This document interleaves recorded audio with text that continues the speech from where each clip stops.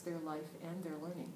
One thing we've done is to create technology-free areas called Walden Zones throughout the school. Really? Like, why do schools need a Walden Zone? Well, I don't know if you have followed some of the research that began in 2008, 2009, but done by Sherry Turkle, Carr, and Powers. But the evidence of some of the negative impacts of technology on our brain and on learning was escalating. So we reviewed the literature and we decided that there was a need to introduce offline time and a need to introduce quiet, focused reflection time. We needed to help students find balance. And not only students, but teachers as well. If we teach this in schools, our goal is that students will carry these skills outside when they leave. Are you saying that technology is bad? No, not at all. Actually, it was our wanting to meet students where they're at that prompted the whole change in the first place. Students are using this technology in their life outside of school, and we want them to be able to use it inside of schools. As Jason Oler, a researcher, says, we should have kids living one life, not two. Using the devices and the technology we have increases our students' engagement, and it gives them the tools to become not just learners, but makers and creators. We live in a participatory culture, and students need to feel that they are students who are participating in and outside of schools. You talked about students collaborating with others in the world. How is that possible? Don't you all have different curriculums? Like, what about time zones and language barriers? Well, with the World Wide Web, communication is just one click away.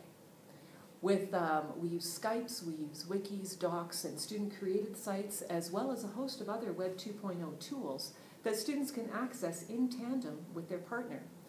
And so much of our curriculum is now inquiry-based, working on understanding and exploring big-picture issues. This fits in with many international curriculums, so we're able to flatten our classroom and move our learning journey outside of the four walls of our school building. Time zones are not as much of an issue, as each student has access to the web tool they're using to collect and store data 24/7.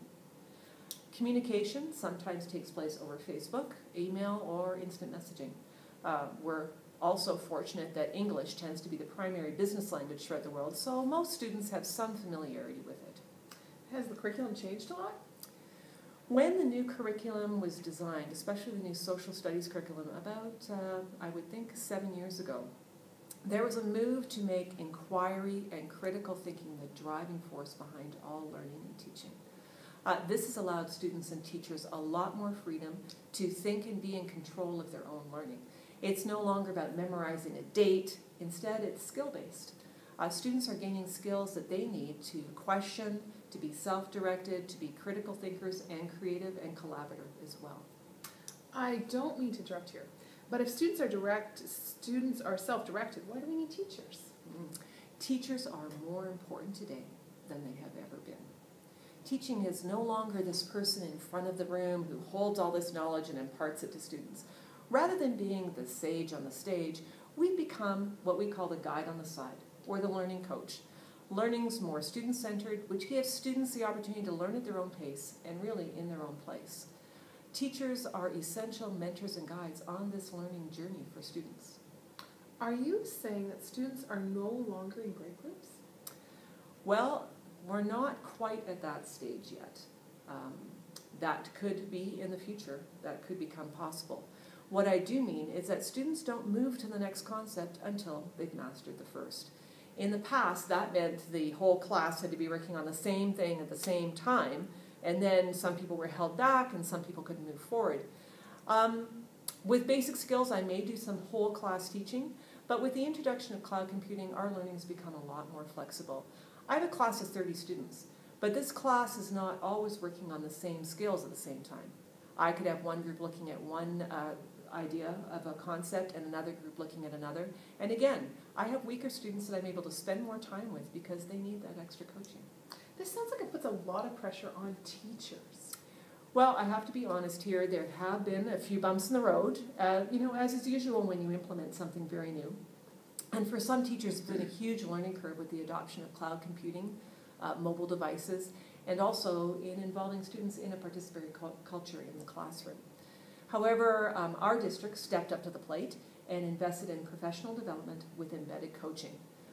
Every school now has a teacher librarian who is a trained media specialist, and they provide on-site coaching and support in all of the 5 Cs. I'm fascinated. I actually wish I was still teaching. I wish we had more time to talk as well. Well, thank you for having me. If you would like more information, please visit 21st Century Schools website.